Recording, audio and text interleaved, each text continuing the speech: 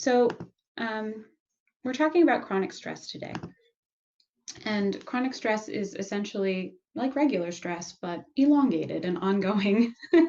And unfortunately, the way that our body responds to stress, and many of you might already know this, but it's really helpful to review because stress and anxiety, for example, present as very physical symptoms, right, in our bodies.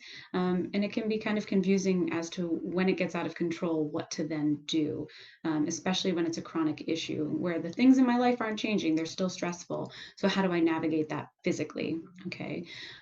Our bodies remain obviously in a heightened reactive state. So the brain says there's a threat, okay, and puts our bodies, our nervous system on high alert. And usually that's really helpful. For example, historically speaking, when we were running from a lion, we need to be in high alert.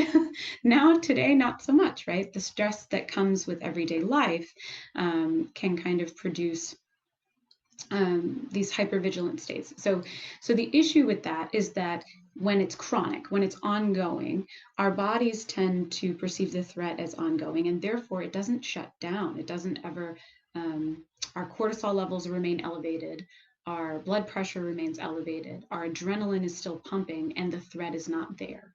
Okay, so as a parent, chronic stress can be a real issue because when we are stressed, obviously it becomes kind of pervasive. It's impacting the way that we get things done or not, or don't get things done, right? The way that we interact with the people in our family lives, our kids.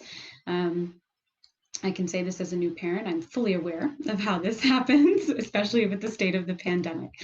And so pandemic is a really great example of a global and a world issue that causes chronic stress, elongated stress. People's jobs are on the line.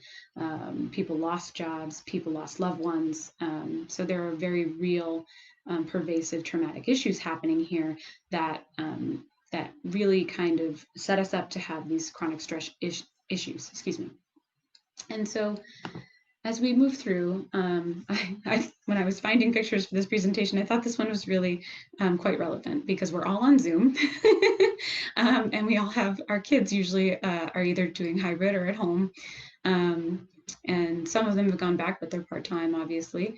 And so what does chronic stress look like in our lives? Okay. And the presentation might look like every other day of just being a little bit irritable or ruminating thoughts. So you're exhausted all day, right? You've got this fatigue, and then getting home and getting into bed, and you can't fall asleep because the thoughts running through your mind are just cycling through, right? So you're cycling through the same thoughts. Your brain is trying to problem solve, but not really coming up with any solutions. You might have a heightened startle response. So, and I always use this as a funny example because I've experienced the heightened startle response before with chronic stress. And my husband and I live together, and he'll come around the corner and I'll jump, a mile, and he'll say, "You know that I live here, right?" So heightened startle responses is an indicator that you might be a little stressed. And indecisiveness, so challenges with making decisions, right? The decisions seem like there's too many decisions, or it seems like if I make the wrong choice, what will happen? There's a lot of indecisiveness and inability to make effective decisions. Lack of patience or responsiveness. So I think the picture is actually a really great example of this, where the kids might be having fun as they do, but that our responsiveness is low. So, or the baby's been crying for an hour and I just I don't feel like I have the ability to go over and soothe the child, lack of responsiveness. Or on the opposite end, overreacting responses, where someone might, a child spills something by accident and a parent yells at them. That would be an example of an overreaction and a response. And so these are some of the presentations with what chronic stress looks like. And it's really important to think about what happens over time. So chronically, when it's ongoing, these things can really degrade our mental health and our physical health, as well as our relationships, our social relationships. So when chronic stress becomes pervasive and an issue, is when it's left unaddressed, when we're just ignoring it, we're saying, "Oh, it'll go away." If you find yourself often saying, "Oh, if we can just make it to next week, you know, I'll just make it till tomorrow. I'll just make it to next week. That's really, we're putting off the issue that needs to be addressed. The elephant in the room is that when these stress issues degrade our relationships and degrade our mental health, these are some of the issues that can come up. So you know, anxiety, depression, digestive problems are a big one that people really mistake for something else. So, oh, my gut is clearly saying there's an issue. A lot of people experience constipation when they're high stress and high anxiety, oftentimes also because they're forgetting to hydrate. Okay. Headaches, high blood pressure, heart disease, as we just talked about before in this previous slide, sleep problems, oftentimes weight gain, and also the slide should say weight loss, again, with too much stress, putting off eating or overeating for emotional stress to calm ourselves down, memory and concentration impairment. So the inability with word recall, you know, forgetting, double booking appointments, things like that. So one of these things in a singular moment might not seem like an issue, but when you put all of these things together, it can be quite a serious issue if left unaddressed. And this is why we're having the presentation today, because as a parent, one of the biggest things is, in order to be able to take care of the children, you have to have some level of self-care and self-efficacy and taking care of ourselves in order to take care of younger ones and little ones is really important. And so one of the things that I found really interesting in doing some of the research concerning parenting during chronic stress, there was a study done with mothers, and it was looking at basically the effect of chronic stress on parenting directly, okay, but specifically with moms. And it was, I think they had an N of about 172 participants in this study. And what they did was they had the children placed in a room with a stranger for a little bit of time. And so the child was uncomfortable. And then afterwards, the parents were invited to play with the child. And what they saw was that they were measuring the stress levels in the mothers while watching the child with the stranger. And then when they came into the room to play with the child, what they noticed was that the mother's stress levels for hyperreactive parents, right? So depressed moms, they were seeing that the hyperreaction would be that their levels, their stress levels, their cortisol levels in their bodies remained high, even when they came in afterwards. And so the depression was actually presenting as anxiety. And the hyperreaction would be that they played too rough with their children, or that they were overly controlling of their play and things like that, or big reactions. Okay, and the second group, where they had parents that presented with. So the first group had depression, and then the second group, I believe, were moms that presented with some type of hyporeactive. So they were lacking reactivity. They were almost ignoring the fact that the child was in distress. And typically that group was from a low risk environment, a high risk neighborhood and environment. So their environment that they were coming from had a high crime rate. They were navigating poverty issues.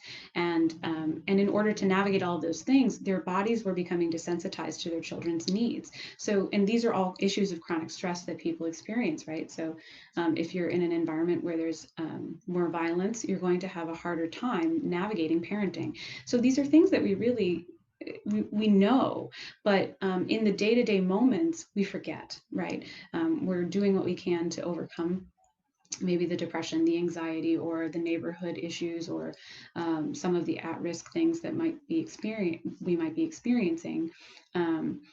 But by kind of dampening it down and saying it's not an issue, where it comes out is in our relationships with our children. And so we see either hyperreactivity, right? Again, where there's this overly controlling aspect of almost like a helicopter parent in a detrimental way, or a hyporeactive response where I'm not reacting at all to my child who's clearly in need and is crying. And so both responses, we want to find something obviously that's balanced and healthy, that we're able to be emotionally accessible to our children, and that we're not going to have to navigate a lot of these health issues, right? So the depression, anxiety, but also the physical health issues that can happen with elongated stress. So here we are looking at what we can do about it. And that's where I am here to help today. So in my practice, I see a lot of families who are coming in navigating chronic stress, whether it be from navigating family relationships, divorce, things like that, or children navigating anxiety or issues concerning their peer relationships, and obviously as of recent, navigating the pandemic and all of the really quite stressful situations that the pandemic has caused for many people. And so today, what I'd like to do is try a little bit of a relaxation exercise with everyone. If you have seen my presentations before, you would know that this is something that I really like to do to give you a moment to try and drop your shoulders a little bit, take a moment to come into the space and really breathe a little bit and just check in with yourself. So when I do this, I have a different setting on, so I'm going to change the setting. But if anybody has an issue with the audio, please let me know right away in the chat. I have it open. That's why I stopped the share. And we can begin. So if you'd like to, wherever you may be, if you're in an office or you're at home, if you can find a comfortable spot.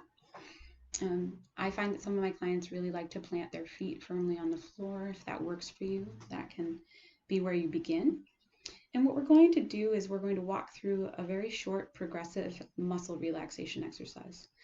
Progressive muscle relaxation is one of many different types of relaxation exercises that music therapists and also licensed mental health counselors can use to help us ground ourselves in our body and just give a signal to our nervous system that we have control over our stress responses, that we can calm our bodies, we can let our bodies know that we are okay, and that through our breath we can really come to a space of calm and peacefulness and mindfulness.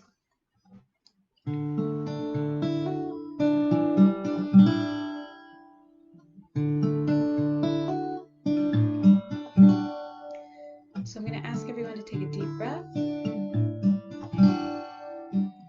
just notice your breathing.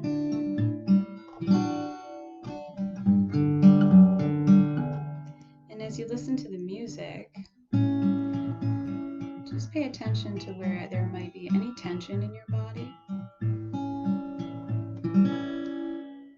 And take a deep breath in. And a deep breath out.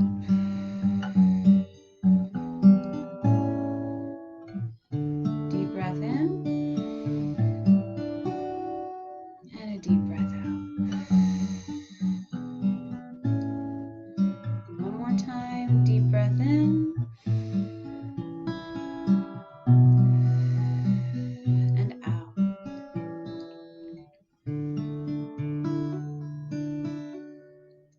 So for this exercise, you might find that you want to close your eyes. If that doesn't work for you, that's okay. Just find something in the room to focus on. And we're going to begin with our toes, as I like to say, and go all the way up to our nose. So you'll squeeze your toes and release. Squeeze your toes and release. And now move gently up to your legs. Just paying attention to any sensations you might have and breathe through it. Deep breath in and out. So squeeze your legs and release. Squeeze your legs one more time and release. Good. And take a deep breath in and out.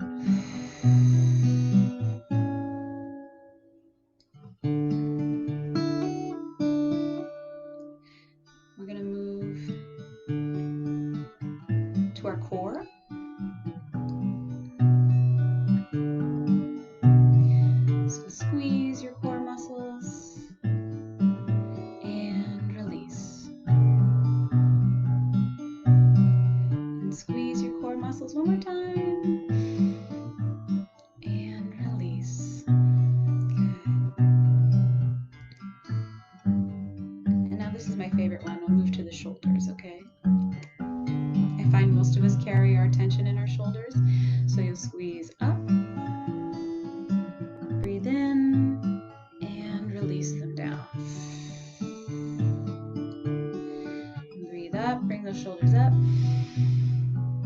And release. Bring those down, all the way down your back. One more time. Breathe up. Squeeze and down.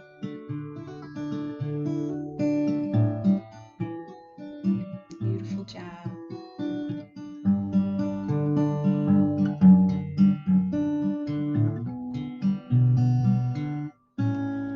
Now with our arms and our hands, squeeze and release. And take a deep breath in, squeeze and release. And every time you release, you're just letting any tension from your body go. Sometimes I like to imagine it almost like running water that's just running down your body and off your toes, any of that tension.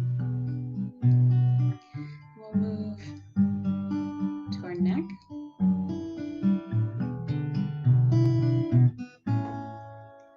And so you can roll.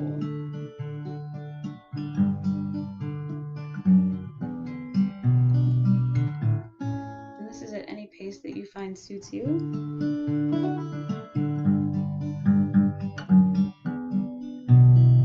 Just rolling out those neck muscles. If you carry tension in your upper neck and your shoulders, that will feel real good to go nice and slow. So take your time and do one more neck roll, and we'll all meet back together in the middle.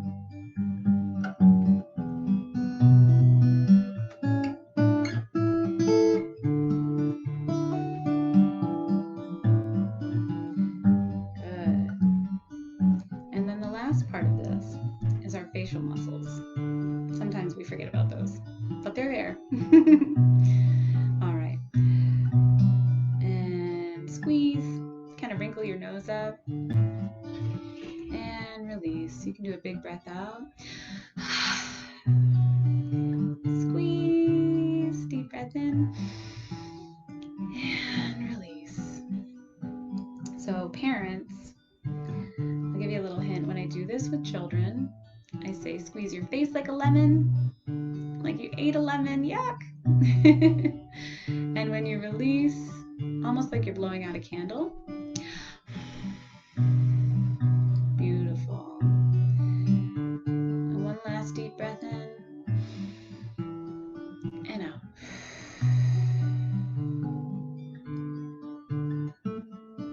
We just release the tension from our toes to our legs, up to our core, our shoulders released, our neck muscles nice and stretched and loose, and our facial muscles. And one last time, deep breath in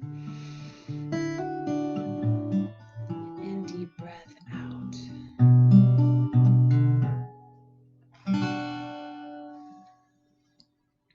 All right. So that's an example of a progressive muscle relaxation exercise. I'm just going to turn that setting off again. There we go. And I'm going to go back to our slides. I hope that that helped. If progressive muscle relaxation isn't your thing, that's okay. There are a couple of different ways that you can access relaxation exercises. They don't have to be, some of them can be guided imagery, where with guided imagery, you might choose something like calm.com and it walks you through an experience, right? Calm.com is a really good example of guided imagery. So they're giving you imagery like a storyline that you can follow where there's nothing too exciting happening. The idea is that it's a relaxation exercise, but it gives you something to focus on, especially if your mind is a little bit busy, instead of just a mindfulness activity where it's like focus on the white light. That can be kind of challenging for some folks. So looking more so at a story to follow is really helpful. Some people like music relaxation exercises. Those can be really helpful. The music has a calming effect on your body because of the way that we perceive music. It actually interacts with the entire brain as opposed to certain sections lighting up. Music lights up the entire brain when we are perceiving it with our sensory system. And so it can be really, really helpful in relaxation. Some folks don't like any sound. They like just the idea of breath work. That's okay too. There's autogenic relaxation exercises that focus on your senses. So smell the beach air, feel the water on your feet, for example.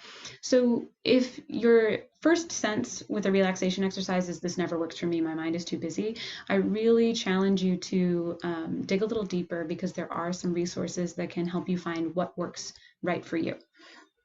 And if you need any of help with that or any resources, I give you my email at the end. Please reach out. I'm happy to help. And so let's talk about a little bit more about what we can do in terms of how we understand with parenting, particularly our needs and the needs of our children during times of chronic stress.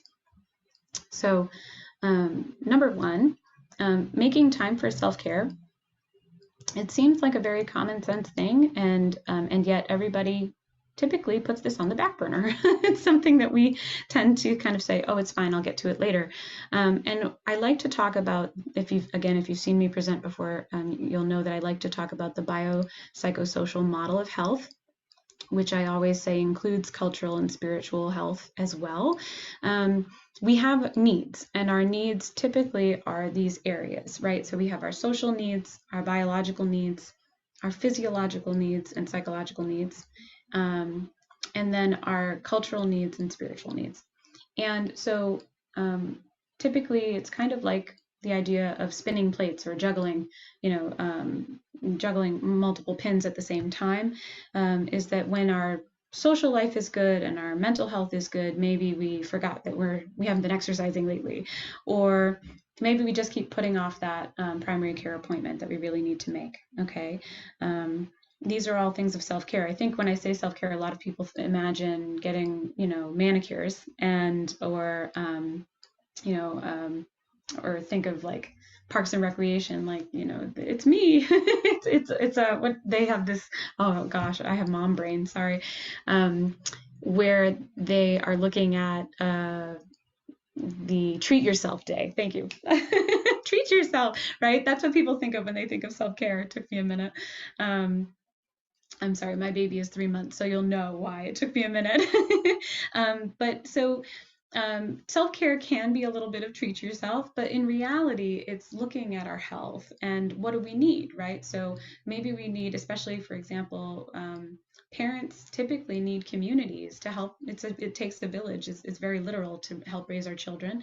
And so finding those social groups, those peer groups online, for example, like that are parenting groups where people in a local area, help each other out, or hey, I've got these extra diapers, who needs this, etc., can be really not just actual support, but emotional support. So, yes, everybody needs diapers, but also reaching out and chatting about common experiences and sharing how people navigated their challenges can help somebody else.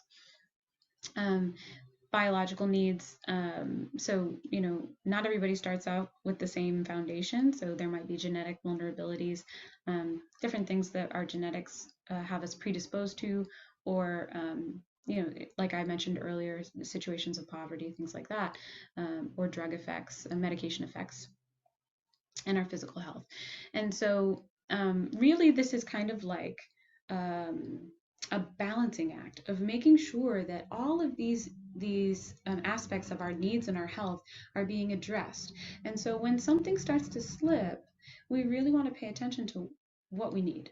And typically, chronic stress, these things like anxiety, depression, digestive issues, these are all our bodies letting us know, hey, something's up.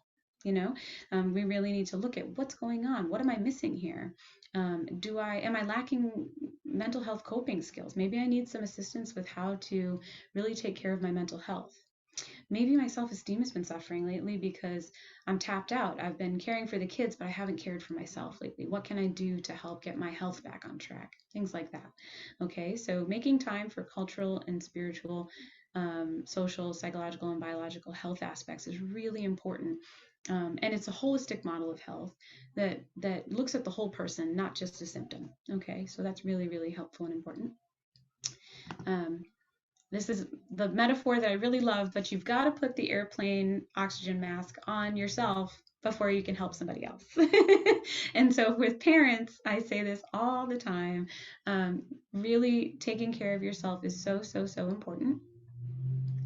And you can't, it's really hard to care for another person, um, and do so, and we do it, we power through. Obviously as parents, we do what we have to do, but in the long term, again, we're talking about chronic stress. The impact of chronic stress is that if you let your self-care go, or you don't care for yourself, you're really unable to maintain and sustain a healthy relationship taking care of others, especially for parents who are caring for young children and possibly elders, right? So folks in their maybe their parents or grandparents. Okay, so this is kind of part A of the first one there with self-care. Um, the other aspect of this is Winnicott's study from 1953, and some things just are, even though they were done forever ago, are really effective, which is the concept of good enough. Okay, and his study was the good enough mother, but obviously this goes for parenting, moms, dads, anyone really who's a parent. Being good enough is enough. And so, failing, I put it in quotations because it's not really failing. When we show our humanness to our children, and teach them how to navigate some of the challenges that are inevitably going to happen with everyday life, they learn more. They learn more from us, as opposed to this facade that everything is always good all the time. Then they might not have the skill set to navigate adverse events. So if we show them, yeah, sometimes things can be a little bit challenging. So it's called failing in manageable ways. When I put this slide in, and I showed it to my husband as a parent, I said, "What do you think as a parent?" He goes, I don't like failing. I don't like the word failing. Change that." Nobody likes failing, but the concept of failing in manageable ways. Manageable meaning it's not an extreme. It's that, maybe your child sees that you're frustrated that you forgot to do something, and you explain, "Oh, you know what? I'm a little frustrated because I didn't get to what I wanted to get to today, but I think it'll be okay. We can do it tomorrow," for example, will help them learn how to put emotions in their rightful place and not let them be overcome with chronic stress and anxiety. Okay, so this is really how we help our children develop resilience. It's also when we teach it to someone else, that helps us practice it. So that's also really helpful. But perfection is just not, life is not a destination. And this is something I really work hard at explaining to my clients about, and also try to practice myself, is that, especially with our culture, we are constantly trying to achieve and be productive, and time management and all of these things. And in reality, sometimes it's just not feasible to juggle all these things at once. Sometimes we've got to take a break, take a moment, and decide what is good enough, what's just going to be enough. And that will actually teach our children more than a facade of everything is perfect all the time. Building on the tiny wins. So maybe you woke up this morning and all you could do was drink a glass of water, and that's enough. Okay, that's good for today. Maybe you made the bed, and that's your accomplishment of the morning. So I like these two examples because sometimes when a client says to me, "You know what? All I could do this morning was I made sure that I got hydrated, but then I really had a tough morning, even after doing that one thing. But then lunchtime came, and I decided to take a little walk because I said, you know what, I've had this little glass of water, maybe I can build on that." So the idea of building on tiny wins can really, again, it not only teaches ourselves to practice being gentle with ourselves, and it builds on these really good habits, right? So maybe staying hydrated, maybe getting some movement in, maybe building in some self-care habits like keeping a clean space. Obviously with kids, it's nearly impossible to maintain a clean space all the time, but the little things that we build in to an everyday routine can really help us feel like those accomplishments, even no matter how small they are wins, and they feel good, and it feels good to give yourself the pat on the back. And the more you do it, the more you build it in, the more you can actually get to maybe what would be considered a larger win. Maybe you got to the gym once or twice this week, and that felt great, so things like that, if you have time. I know that's really a privilege to be able to get anywhere, and also doing it safely right now in the pandemic, but it's just an example. And so the other thing, and this is particularly with children, because oftentimes when we have chronic stress, our typical go-tos are because I said so, or, if you don't do this, right? The if-then statements, which sometimes just can get us into a power struggle with our children. And so trying to empower our children, is really important, that they feel like they have a little bit of self-efficacy as well. We'd like to feel like we are self-efficacious. We also like to empower our children. And so instead of if you don't do this, you won't get to do this, which is a very behavioral, traditional kind of, I'm going to take this away. It's negative reinforcement. Trying to present choices to children, but both of the choices are something that you want them to do. It's a little sneaky, but giving a choice is actually really empowering, because we feel that we have a choice, right? So we have the power to make a decision.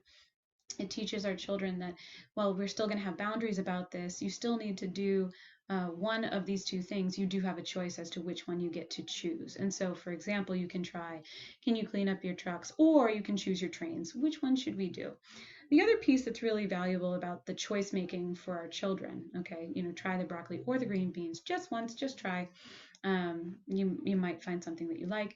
The important thing about this, besides making choices and empowering our children, is that when we're working together with them, I just lost my train of thought. Hold on one second. Cleaning up. Sorry, it'll come back to me. So empowering our kids is important. Let me just regroup. Okay, so giving them a choice, but also children like to feel like they're in a working relationship, okay? And so when it feels like it's something that we can do together, that they're working together as opposed to against, right? Against the power struggle. When we get into a power struggle, nobody wins. Parents get stressed out. Kids are stressed out. I actually just talked to a client about, like, toothbrushing is a big thing. It's a big thing for everyone. It's awful. but that's really relevant, right? So it becomes a power struggle. So there are things we can do. You can balance it by, maybe if there is another parent, say, maybe this is where we switch off because I'm burnt out. That's okay. You can find the working relationship between parents. If not, and it's a single parent situation, knowing that that might be challenging and building in some choices around that time, like, I've got 2 different toothbrushes you can choose from. It just really helps kids feel like, oh, this is something new, something different. Not new in the sense of, novel, but new in the sense of, I have a choice. I have a choice. Oh, I can choose this toothbrush or that toothbrush. Exciting. One's buzzy, one's a regular brush, good old-fashioned toothbrush. But keeping things where they have a choice to empower themselves. Okay, so summarizing, and then we'll have some questions where I'll stop the share and open the chat. Chronic stress is ongoing and pervasive. For parents, obviously, chronic stress can negatively impact your mental and physical well-being if left unaddressed, and it impacts your relationships, obviously, with our kids. We know this, it impacts everything. So we really want to make sure that we're addressing it, and it is manageable with a little guidance and help with some of the methods and tips that we talked about today. And these are the things that we were kind of focused on in our couple of slides. There is some self-care, focusing on what's good enough, building on your tiny wins, and providing choices for desired outcomes. So I'm going to stop share for a moment and come back into our chat here. And does anyone have any questions about anything? You can ask in the chat. You can you could ask, by taking your showing your video if you'd like. I'm happy to navigate any questions that we had about anything we went over today.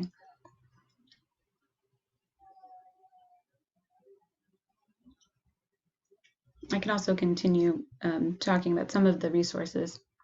So in our area, we've got a couple of different mom groups on social media that are really helpful. And so there's also ones for parenting. On the Postpartum Support International website, there are some really phenomenal support groups. I can put that in the chat too, for dads and moms. And so there's all different types of support groups. And it's PSI or Postpartum International Support. Maybe it's, sorry, Postpartum Support International. I always mix that up.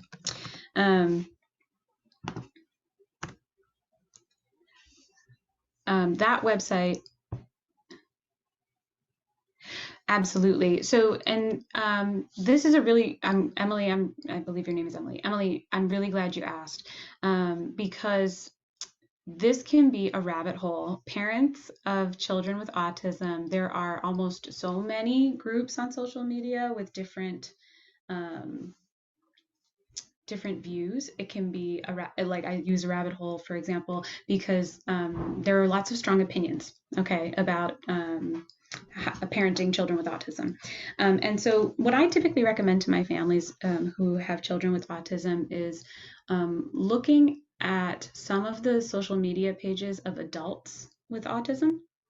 There's a lot of adult advocacy pages, adults who are autistic, who really are open to the public about talking about their experiences, what was helpful for them. They understand, might help somebody else, but also what is helpful for one person might not be helpful for somebody else. So it's kind of a resource well, if you will, by listening to adults who have been through that experience.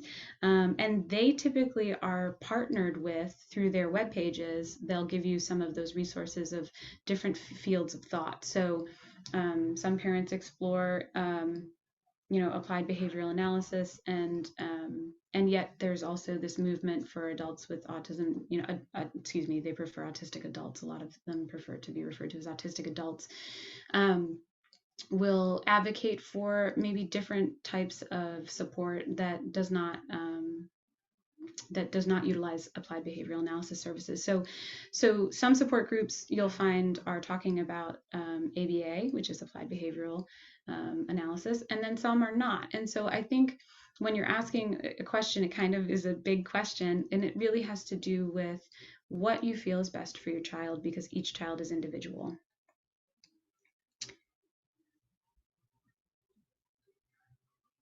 So I'm gonna finish Emily's question, then I can come to your question, Shauna. Absolutely. So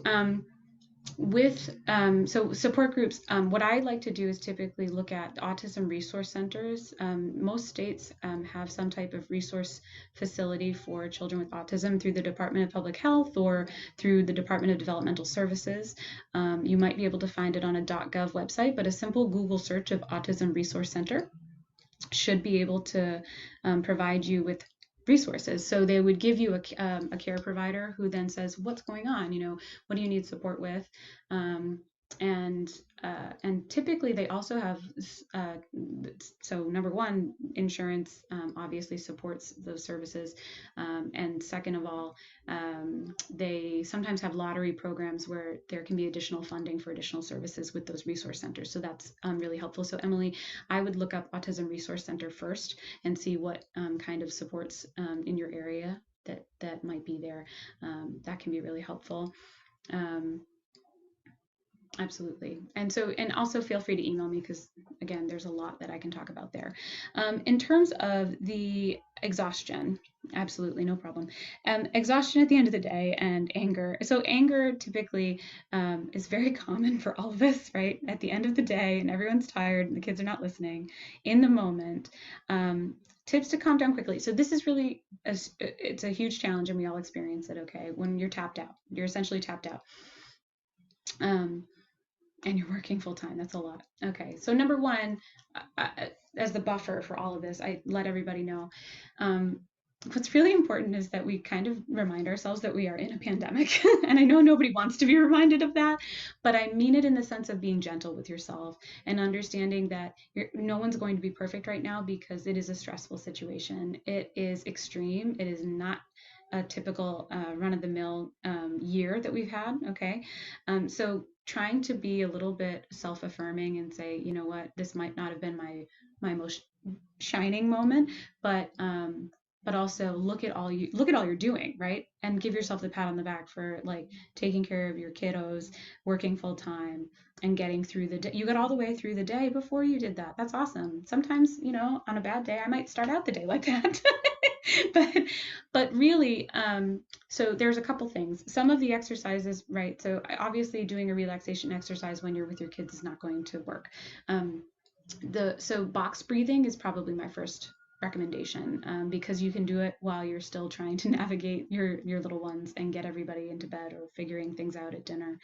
Box breathing is breathing in for 3 seconds, holding for 3 seconds, breathing out for 6 seconds, holding for 3 seconds. Okay. And I can type that in the chat if that's helpful. I like 3 seconds. You can obviously change it to the amount that suits your breath if you want to, however you like to count. But the only trick of this is that you really want to hold your breath in between, and you want your out breath to be twice as long. And this is not just some like woo-woo thing that I'm suggesting. This actually rewires your brain to calm down. So there's two things. It rewires your brain to send a message to your limbic system to respond calmly, but it also makes you pause a minute so that when you're angry, it gives you a minute to form a response as opposed to react. Okay, so breathe in for, let's say, 4 seconds. Hold for 4 seconds. Breathe out for 8 seconds. And hold for 4 seconds.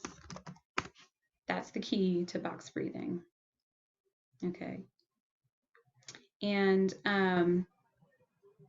so these are common. I don't mean to minimize anyone's plight, because these are huge things that you're navigating and you're doing a good job. Okay.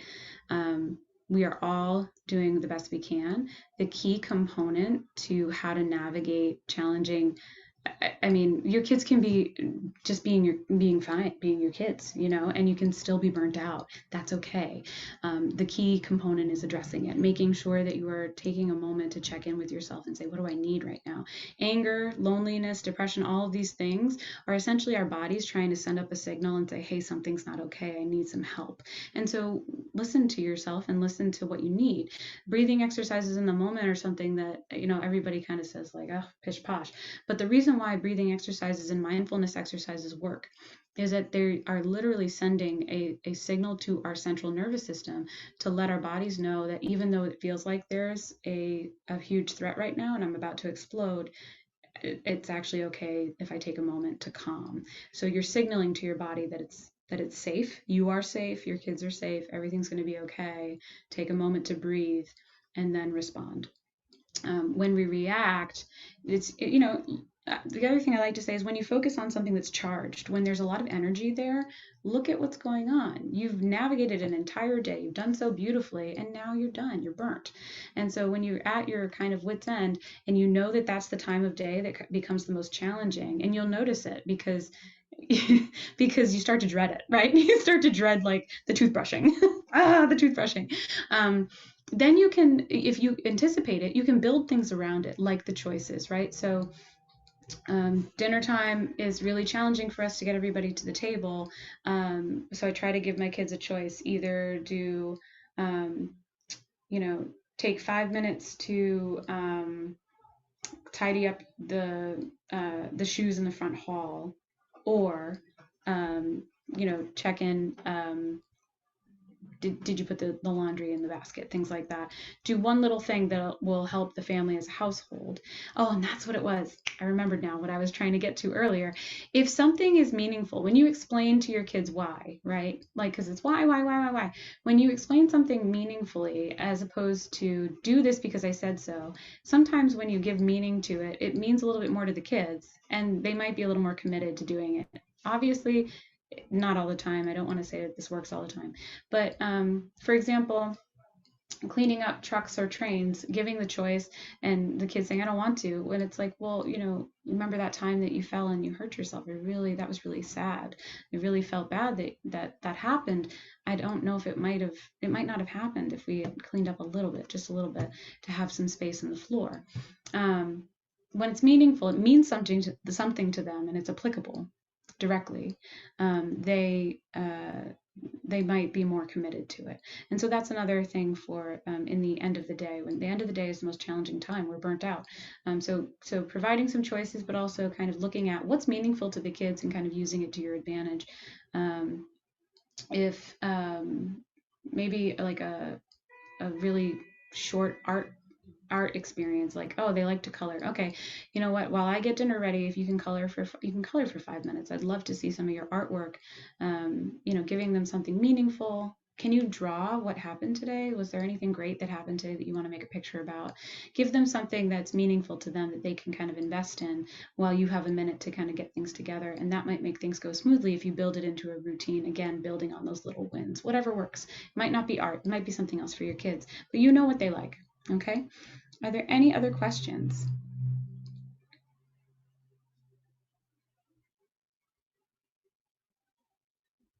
Very, very welcome. I hope this is helpful. And please feel free to email me, because I know this is a short amount of time to kind of get questions in. There's plenty of resources that I have in my pocket, so I'm happy to help. Like I said, you're doing the best you can. Parents, we're all doing the best we can, and that is enough. When you learn something about, maybe you want to try something new, you do it. You just try it on and see what works.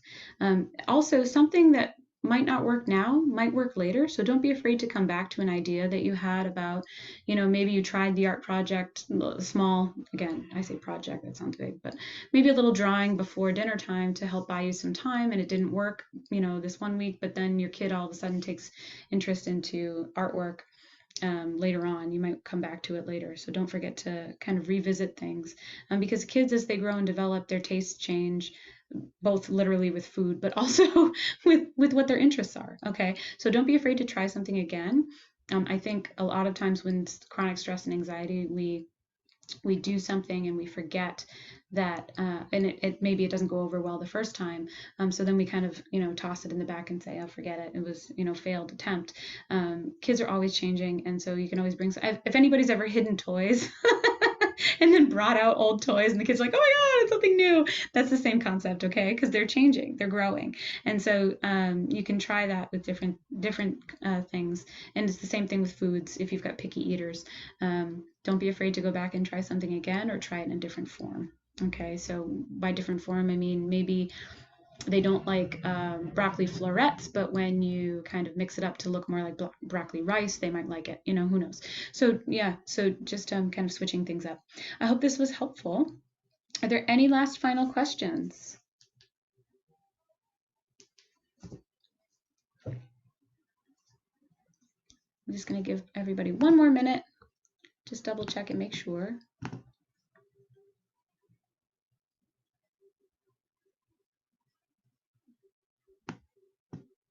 Okay. Well, as always, it's a pleasure. Feel free to email me. I didn't put it up here. Hang on. Oh, thank you. Thank you. Here, one second. Let me do this.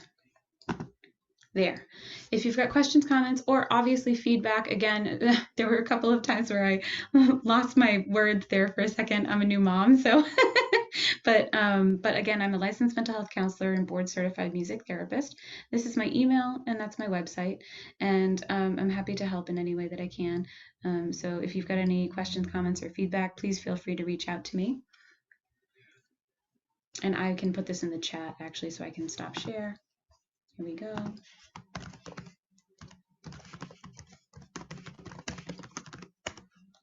Oops, sorry, I'm sending a direct message. I meant to send it to everybody.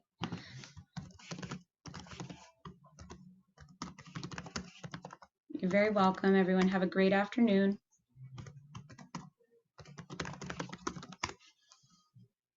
All right. Thanks so much.